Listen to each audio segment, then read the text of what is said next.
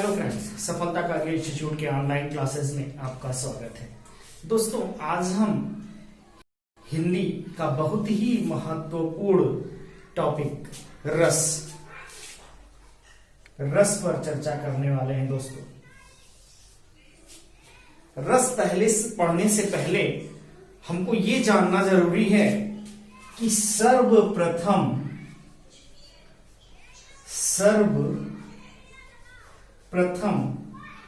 रस का प्रयोग कहां हुआ, सर्वप्रथम रस का उल्लेख कहां हुआ।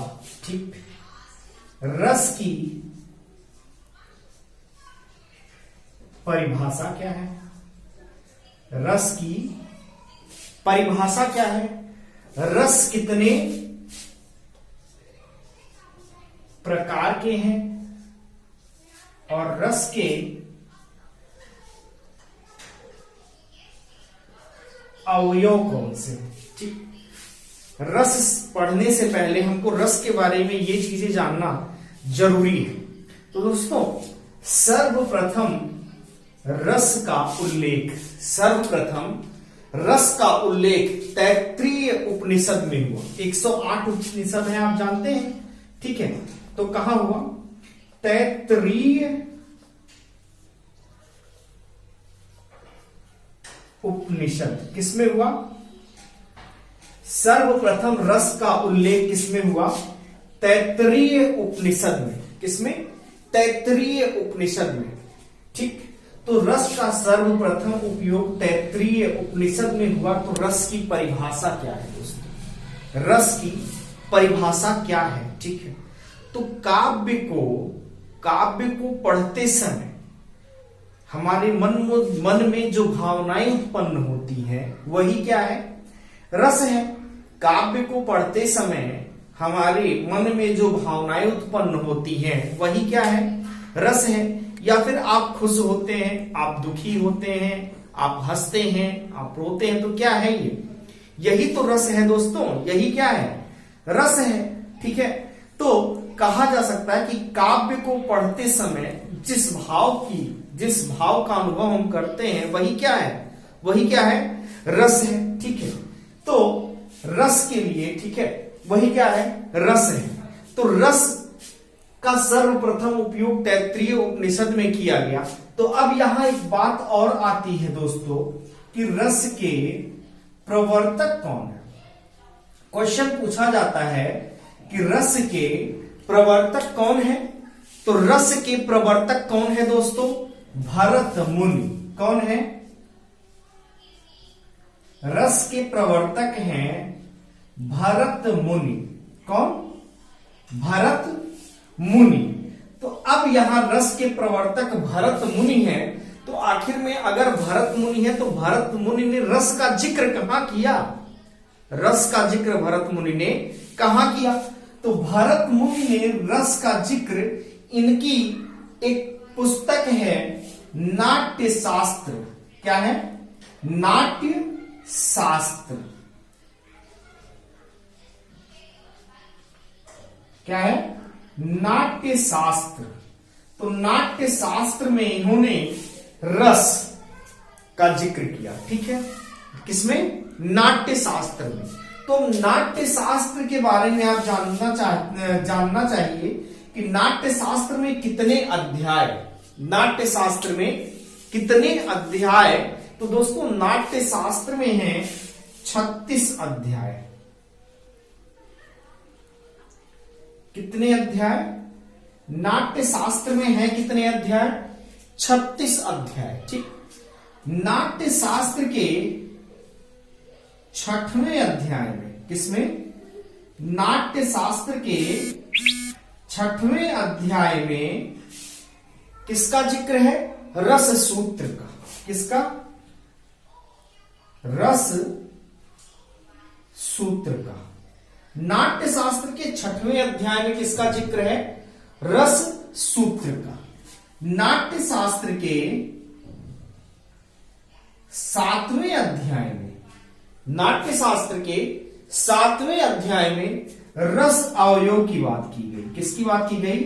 रस अवयव की बात की गई। ठीक, नाट्य शास्त्र के 36वें अध्याय में, किसमें? 36वें अध्याय में क्या है? उपसंहार है। क्या है? उपसंहार है। नाट्य शास्त्र में कई श्लोक? 6000 श्लोक। कितने श्लोक? 6000 श्लोक है नाट्य शास्त्र में। ठीक, तो नाट्य शास्त्र में 6000 श्लोक, इसलिए नाट्य शास्त्र का एक उपनाम भी है। नाट्य शास्त्र का एक उपनाम है षट साहस्त्री संहिता। क्या? षट साहस्त्री,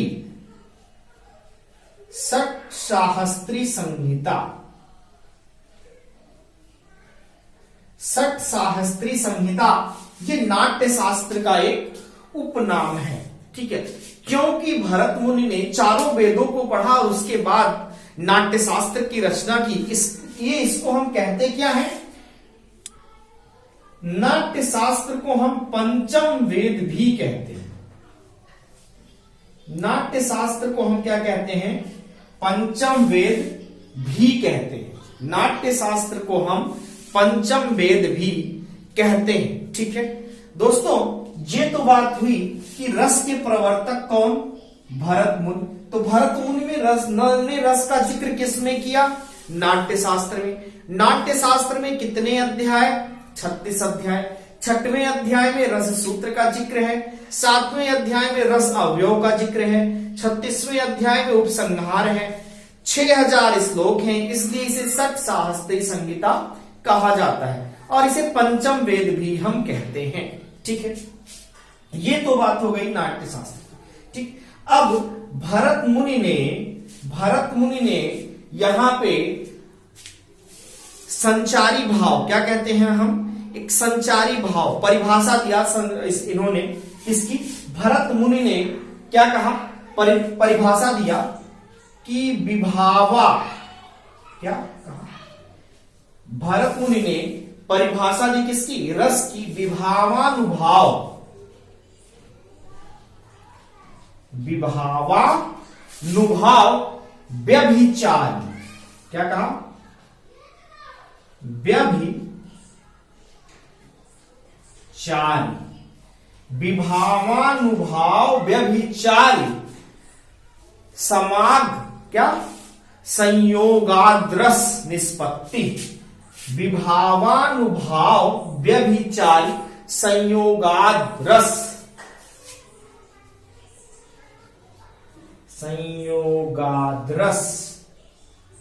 संयोगाद्रस विभावानुभाव व्यभिचारी संयोगाद्रस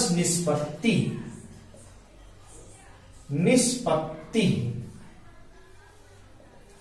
ठीक, विभावानुभाव व्यभिचारी संयोगाद्रस, क्या है? संयोगाद्रस निष्पत्ति। यहां दोस्तों आ की मात्रा रहेगी संयोगाद्रस।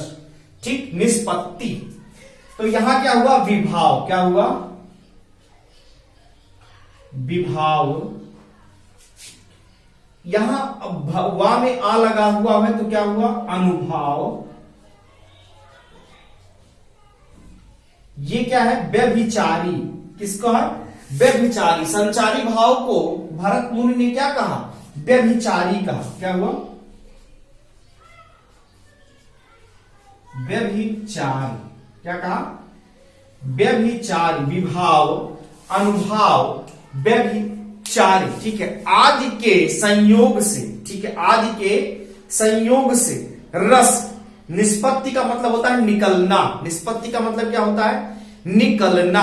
के संयोग से, किसके संयोग से? विभाव, अनुभाव, व्यभिचारी या फिर संचारी भाव के संयोग से लिखा गया है निष्पत्ति। निष्पत्ति का मतलब होता है निकलना। ठीक है, तो विभाव, अनुभाव, व्यभिचारी भाव के संयोग से क्या होता है?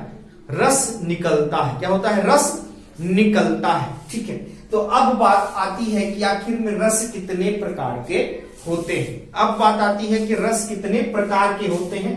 ठीक है। ये तो हमने आपको लिख दिया था यहाँ परिभाषा, ठीक है। और काव्य में, काव्य को पढ़ने से, ठीक है, जिस सुख की अनुभूति होती है वही क्या है, यहाँ वही रस है। तो प्रकार कितने हैं? अब रस के प्रकार कितने हैं भाई? रस के प्रकार 8 भी हैं, 9 भी हैं, कहीं कहीं 12 भी बताए जाते हैं, ठीक है। और अव्यय क्या है? तो अव्यय आप जानिए, ठीक है, कि आखिर में अव्यय है क्या? तो विभाव, अनुभाव, संचारी भाव और स्थायी, ठीक है। कितना हो गया? विभाव, अनुभाव, संचारी भाव और स्थायी भाव, ठीक है। 4 हो गए आपके, ठीक है। तो देखिए, अस्थाई भाव, अस्थाई भाव, विभाव, अनुभाव और संचारी भाव। संचारी भाव, ये 4 अवयव है। ये क्या है? 4 अवयव है, ठीक है। रस के 4 अवयव है। अब हम जिक्र करते हैं एक एक की, और रस कितने प्रकार के होते हैं उसको बताते हैं, और किस रस का अस्थाई भाव कौन सा है वह जिक्र करते हैं। अब हम बात करते हैं कि आखिर में रस कितने प्रकार के हैं। तो दोस्तों, भरत मुनि के अनुसार, किसके अनुसार? भरत मुनि के अनुसार रस कितने प्रकार के हैं? केवल 8 प्रकार के। कौन कौन से, ये देखिए, ठीक। भरत मुनि के अनुसार अगर पूछा जाए तो रस कितने प्रकार के? केवल 8 प्रकार के, ठीक है। और अगर सिंपल पूछा जाए कि रस कितने प्रकार के? 9 प्रकार के। अगर आपके ऑप्शन में 9 ना हो तो क्या करेंगे आप? ठीक है, चलिए देखते हैं। तो रस, ठीक। अब रस कौन कौन से हैं ये देख लीजिए पहले, ठीक। तो पहला हो गया श्रृंगार रस, दूसरा हो गया हास्य रस, तीसरा हो गया करुण रस। कौन सा रस? करुण रस। चौथा हो गया रौद्र रस, पांचवा हो गया अद्भुत रस। चौथा हो गया रौद्र रस, पांचवा हो गया अद्भुत रस। पांचवा क्या हो गया? अद्भुत रस, ठीक। छठा, ठीक। छठा हो गया भयानक रस, सातवां हो गया वीर रस। छठा हो गया भयानक रस, ठीक। सातवां हो गया वीर रस। आठवां हो गया विभत्स रस। क्या हो गया? विभत्स रस। दोस्तों, यहीं तक केवल भरत मुनि ने बताया कि रस इतने ही हैं, 8 रस। कितने हैं? 8 हैं। शांत रस उन्होंने लिखा तो, लेकिन इसका जिक्र उन्होंने नहीं किया। शांत रस उन्होंने लिखा तो, लेकिन इसका जिक्र उन्होंने नहीं किया। कहा कि शांत तो कहीं भी रहेगा, वह शांत ही रहेगा। तो शांत रस का उन्होंने कहीं जिक्र नहीं किया। तो 9वां रस है शांत रस, ठीक। 9वां रस क्या है? शांत रस। इसके बाद जो 10वां रस किसने जोड़ा इसमें? 10वां रस वात्सल्य रस। कौन सा रस? 10वां वात्सल्य हो जाता है।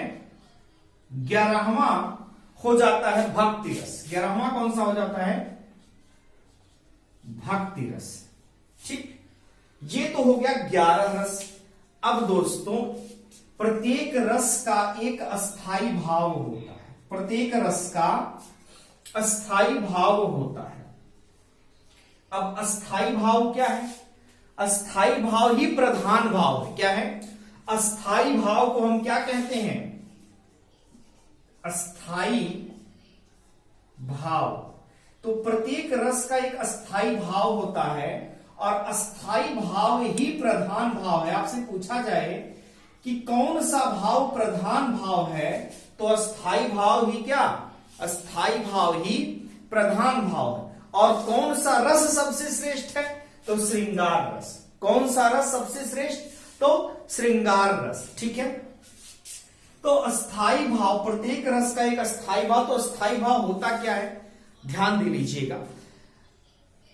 हृदय में जो मनोविकार, वासना या फिर संस्कृति, हृदय में जो मनोविकार, वासना या फिर संस्कृति, संस्कार हमेशा विद्यमान रहता है, जिन्हें कोई भी विरोधी भाव दबा नहीं सके, जिन्हें कोई भी विरोधी भाव दबा नहीं सके, ठीक है, वह खुद बाहर आ जाए, वह खुद बाहर आ जाए, तो वही क्या है, संचारी भाव है। ठीक, हृदय में जो मनोविकार या फिर वासना या फिर संस्कार रूप में विद्यमान रहता, ठीक है, समय रहने पर वह बाहर आ जाए, ठीक है, जिसे कोई भी विरोधी दबा ना सके, वही क्या है, संचारी भाव है। वही क्या है, संचारी भाव है। वही क्या है, अस्थाई भाव।